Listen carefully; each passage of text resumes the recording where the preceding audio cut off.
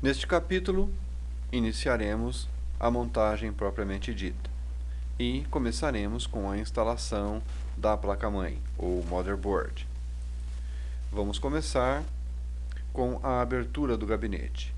Geralmente, o gabinete ele tem as suas laterais e o seu parte superior fixada com 4 parafusos. Retirando os parafusos com uma chave de boca, você vai tirar a cobertura do gabinete. Existem gabinetes em que a parte superior permanecerá fixa e somente as duas laterais serão retiradas. O gabinete possui em uma de suas laterais uma chapa onde será fixada a motherboard. Ela é fixada com 2 parafusos que também poderão ser retirados com uma chave de boca. Você deve puxar essa chapa de forma contrária ao ponto em que é fixada ao gabinete e deitá-la de forma que ela fique perpendicular ao gabinete.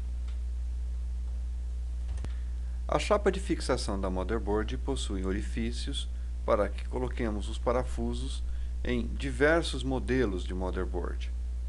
Você deve colocar a sua motherboard sobre a chapa e marcar os pontos de fixação com um lápis ou uma caneta, por exemplo, de forma que você consiga colocar os plugs plásticos que mantêm a motherboard distante da chapa e os pinos para fixação dos parafusos, propriamente dito.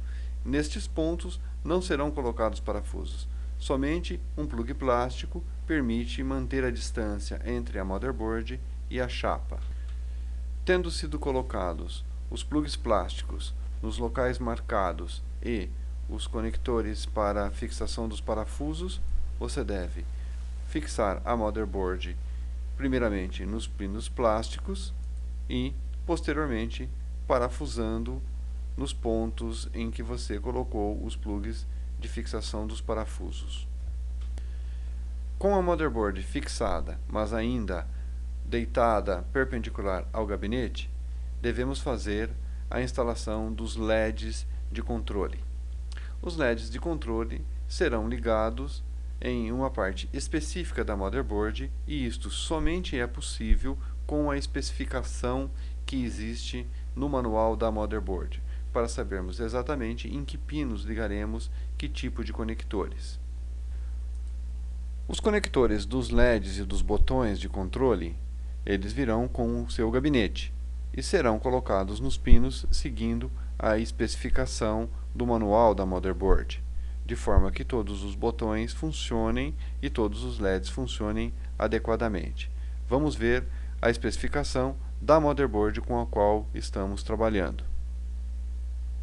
O manual da motherboard normalmente é bem específico sobre a posição nessa motherboard onde estão os pinos para a colocação dos cabos de controle, em que pinos cada um desses conectores deve ser fixado e o que significa cada um desses conectores. Os gabinetes normalmente oferecem 5 tipos de conectores de controle.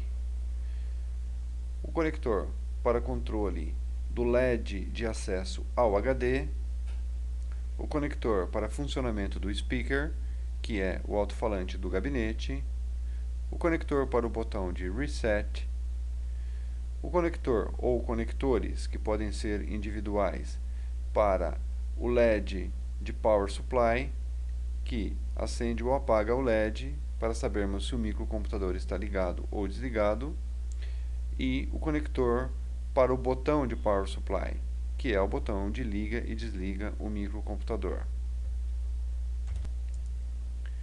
A posição dos plugs também é importante, embora um plug colocado de forma invertida não causará problemas ao microcomputador. Simplesmente o LED ou o botão deixará de funcionar. Esse 1 é o pino 1 que deve ser compatível com a posição 1 do conector.